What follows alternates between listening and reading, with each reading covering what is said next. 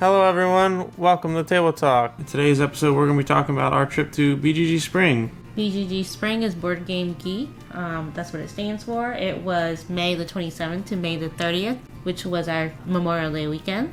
We got to check out some of the Spiel des Jahres nominees, of which they have Cascadia, which we've played before. We bought it, but we're waiting for it to come in. Yes, I enjoyed Cascadia. I like how it's easy to learn, easy to teach, but then it's also very thinky-like strategy of where you would place your tiles. Scout is also a really good game. It is a trick-taking game. It's very simple in design and art style. The cards have 2 numbers on it. You decide which orientation you want your cards to be in the beginning, and then you try to play your hand, basically. Very much a get rid of your hand trick-taking game. Made by Oink, same people who did Deep Sea Adventure and Fake Artist Goes to New York. They make a lot of pocket-sized games, which are really nice. Yes, I do appreciate that they're pocket-sized, easy to travel with. The next game is Top 10. It's a party game. A party game where everybody gets a card. It's going to have a number between 1 and 10, and they're given a prompt, and kind of based on how well you do. So obviously, if you do very poorly, then you probably have a 1. If you do very good at the prompt, then you have a 10. And whoever read the prompt has to, based on everyone's impression or enacting their prompt, they have to figure out the order going from 1 to 10. So that's the Spiel des Jahres nominations. They also have the Kinderspiel, which is for kids. They have Osh Schon Clever, which is a kid version of... So basically a kid version of a game that already exists. We didn't really get to play. It's a roll and write though. Has a pet theme. Okay, the next one is Quacks & Co., which is like a kid's version of Quacks of Cronenberg. It doesn't have the push your luck mechanic. You basically pull out a token. You either move the number of spaces depending on the token you pulled out, and the first person that gets to town is the winner. So it's essentially a race. The next game is Magic Mountain. And that game is basically students and witches on a mountain, and you drop a marble at the top, and each time it hits a figure, that figure moves, and you obviously want to move the students all the way down the mountain before you move the witches all the way down the mountain. There's a team variant. The Quacks of Cronenberg is the one that I like the most out of the 3, but we didn't play on Sean Clever. Well, out of the 2 that we played, I like Quacks & Co. better. Yeah, we are familiar with the original Sean Clever game. And then the Kennerspiel, they have Cryptid, which we already own. It's a deduction-based game where each person gets a hint, and you're trying to figure out what the other player's hints are, and using all those clues, you could figure out where the monster is. So Dune Imperium is a deck building game with some worker placement mechanic also. I really enjoyed this game. We plan on buying it in the future. I think it's enjoyable, but I would compare it to Clank, which is a deck builder and other things, and I prefer it over Dune Imperium, but to each his own. It is still a good game. Like I said, if you really like deck builders and worker placement, then this is probably more up your alley. Okay. Living Forest is the next game. It has great artwork. Play is similar to Mystic Vale with a little bit more stuff going on. One thing I didn't care for was having to remember to change first player. If you remember to switch first player, then that's great. The game moves better. I just felt like it was imbalanced with the win conditions of getting 12 points of fire or bush or the lotus, and the fire seemed the easiest. Yes, there's definitely kind of an imbalance, I think, in the win conditions, but yeah, it's very much Mystic Vale with the push your luck deck builder element, but at the same time there are many more things that compound into that, because you have buying bushes or putting out fire. So I enjoy it, but probably not one that we'll buy. No. Alright. Anyway, so that's all the Spiel nominees. We'll be moving on. Well, if y'all get a chance to try the games, go ahead and try it, because they are, good. There's if a you reason like those they're types. There's a reason they're nominees. So, yes. So moving on from the spiel, we are going to talk about The library. the library and games we played and the demos we got to play with the creators. For the games we played in the library was pretty big. They had some new games released in the past few years, and quite a few old games, neatly organized in an alphabetical order. I do like that the library has like a catalog. You could sign in and check what games, if they have that game, and then you could also see how long the game's been checked out. So if you were waiting to check out this game, you could be like, oh, I need to go to the library in an hour because they're about to check it in. Right, because depending on the game you checked out, whether it be new or old, had a time limit in which you were allowed to have it. So yeah, that definitely helps if it's like, oh, this game has a 4-hour limit and it's been out for 3. I'm gonna go wait for it.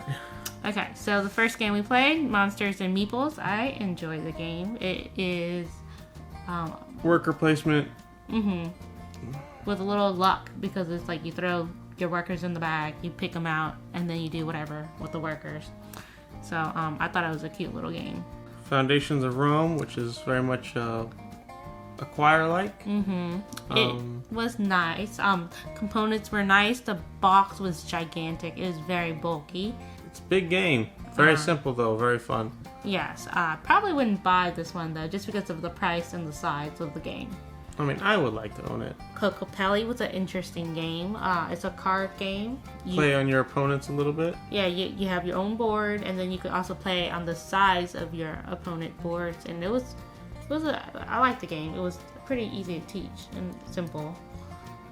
Deep Sea Adventure, which we own. I mentioned earlier as part of the Oink line of games. Push your luck a little bit, leaving a submarine to get treasures and trying to get back to the submarine before run out of air. And then Quacks of Quedlinburg, also a push your luck game. We also own this game. We were just teaching a friend how to play it, basically. Yes, it was very fun. For those who haven't, it's bag builder, and the nice part about it is that the one in the library had acrylic pieces. Yes, it was upgraded. It was nice with expansions. So it was nice to check those out. Power Grid, they taught us how to play Power Grid. I enjoyed the game. It was kind of Ticket to Ride-ish, but it was a nice kind of thinking game. Yeah, I don't agree with the Ticket to Ride vibes. More resource management. Yeah, it was. And bidding versus. Well, the Ticket to Ride part was like on the map when you build your places on the map. That was the vibe, but everything else is different. Moving on, Azul Queen's Garden, the newest in the Azul line, fourth one specifically. We had to like really keep an eye on Azul to check it out and try it because it was so popular. I enjoyed it. It was also the most challenging Azul, like compared to all the others. It seems to pull components from previous Azuls, obviously basic Azul, some of the ideas from there. Where the second one had a modular board, so it kind of pulled that element, and then from the third one, the Summer Pavilion, it pulled the concept of having to pay for what you play, pulled that element, and then Queen's Garden adds the additional element of tiles being represented by 2 different elements, a color and an icon or symbology on the tokens, which definitely adds a more thinking element of what you're doing and how to play. So the next game, Clover, is like a word association game. Kind of like a filler, basically. Party game. Basically, if you know of just one, same people, and it kind of inverts that game.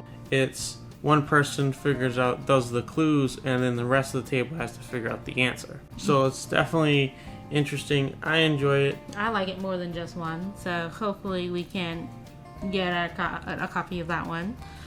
Castles of Burgundy, it was a good game. It was like a dice. You roll the dice and you use the dice to take actions. The rulebook was definitely confusing. Someone had to teach us the game. Yes, thankfully someone stopped by to teach us because we were taking forever trying to figure out how the mechanics work. Fun game. The next thing is we play 10, which we have a video on that game already on our channel. Basically, a bit of push your luck, trying to collect sets with a little bit of bidding involved. So if you like those things, check that out. Savage, a game of survival. This is a game I got the demo with the creator, which is, it's very much a hidden identity a little bit, kind of like Avalon or Resistance. Savage has 4 rounds. The traders have to kill somebody. Everyone else, if you're a survivor, you just have to survive without anyone dying by the end of the game. Okay, so the next game, Dino Dodge. We played it with the creator. He taught us how to play. It is an elimination-based game where you're a dinosaur. You jump from one little piece of island or land to another, and there are meteors. And if you are on the island when the meteor goes off, you have a chance to dodge it. But if you cannot, then you are eliminated from the game, and the last person standing is the winner. I'm not a fan of elimination-based games.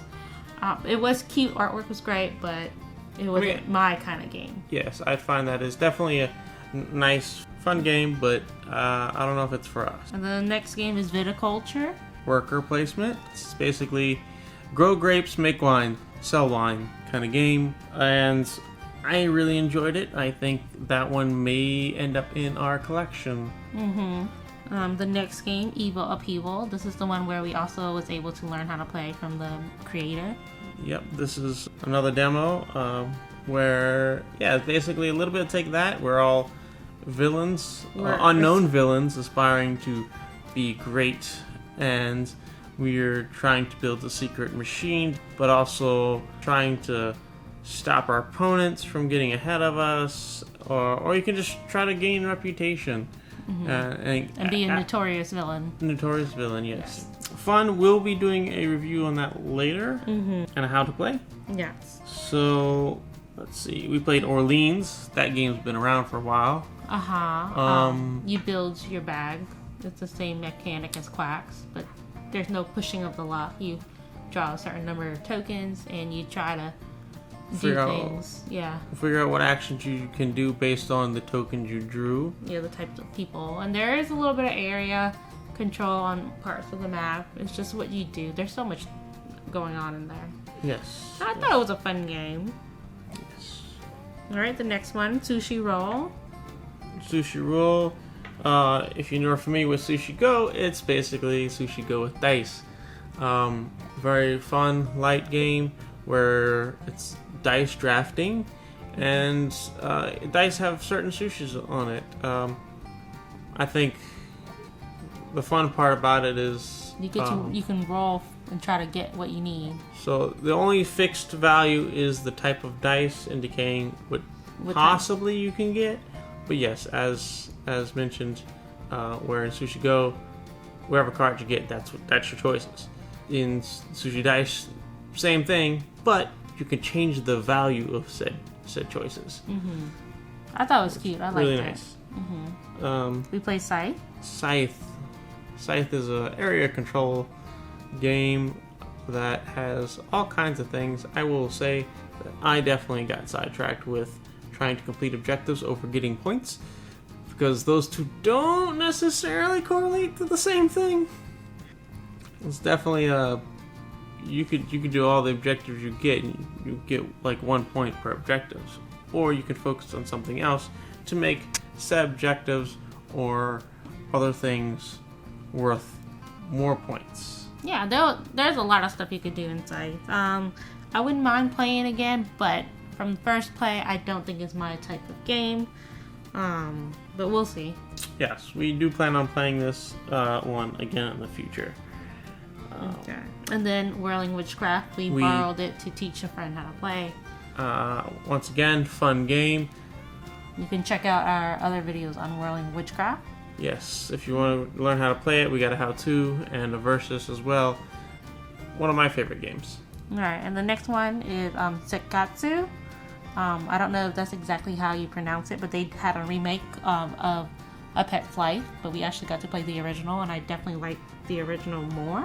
Pet's Life is kind of more child-friendly. Yes. And where in the original one, there's a lot of hidden stuff where everything is hidden. Everything is hidden. And in Pet's Life, one of the things that used to be hidden is now open knowledge. Yeah, and I didn't care for the remake of A Pet's Life.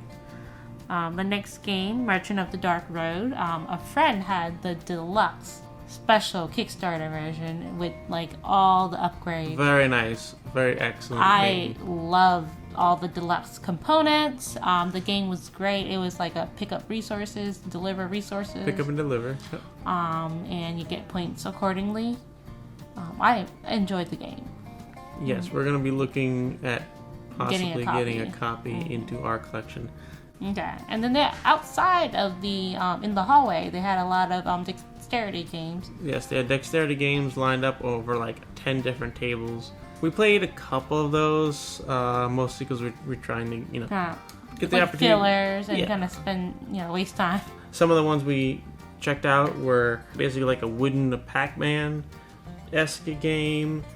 This game called Suspend, where you're trying to hang these wires, almost look like coat hangers. And those are all the games that we pretty much checked out and played. We had a great time. We stayed up late, which I don't know if that was a good thing or a bad thing. But the next thing they also had was painting miniatures. Yes, they had some painting of miniatures.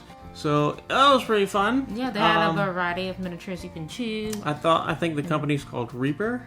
Uh-huh. And they are the ones who supplied the paints and the the miniatures. And they had them scattered on a table. You pick whatever one you want, go sit down, paint them. And they had little directions, like instructions if you want to try to, improve your skills of painting miniatures. So, tips and tricks. Yes. There was also a bazaar where people who wanted to try to sell their games kind of had their own table. And you could go in and look at them and buy whatever game that you see interesting. I was able to buy a couple of out-of-print games that we've been wanting, or I've been wanting for a while. Well, we've been wanting, because I wanted Ticket to Ride Markland. So yeah, we were able to get that, and I was able to get Valdora. We bought a couple other games like Lotus and Camel Cup or Camel Up. And Warsaw City of Ruins. Yeah, I played it once. It was nice and it was a great price. So I was like, oh, why not? So they also had a charity event where they sold any games out of the library that they were hadn't been checked out in a long time. And it was nice. The money fundraised for that went to Cafe Momentum, which helped local kids learn skills, put them in like a restaurant setting and help them learn those kind of skills for jobs and just what have you. Yeah, I think it's a great charity event. There was the exhibit. The exhibit halls, where they had various things. That's where we actually first saw Evil Upheaval. There were also a couple of other games that they were demoing and showing off. And then like other businesses trying to, selling knickknacks and game stuff. stores had a couple of spots. They had a couple of knickknacks where they were selling woodcrafted like giant D20s and chests or dice bags, things like that. Yeah.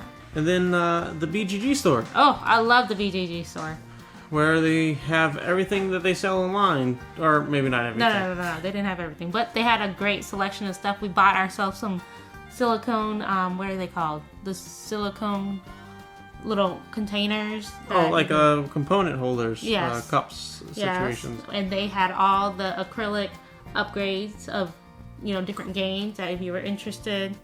And if you were interested, if you like Quacks of Cronenberg, they had upgraded resin acrylic pieces of that. Quacks, Wingspan, a bunch of other ones, but those are the ones that we were interested in. Fireball Island was one of them. Oh, really? Okay. Yes. And then they had like cups and T-shirts, sweaters, and promos for various games. We got a couple of those to add to the games that we have in our collection. And then they also had like a discounted area, like the older T-shirts were discounted. Dints and dings on games they were selling at discount, and they had also a small selection of actual games. Yeah, they did have that. Other than the dints and dings ones. So we bought a couple of things from there. So at the end, we also got some games just for showing up after you get your badges. At the very beginning, going through the door, you got to pick a card out of 52.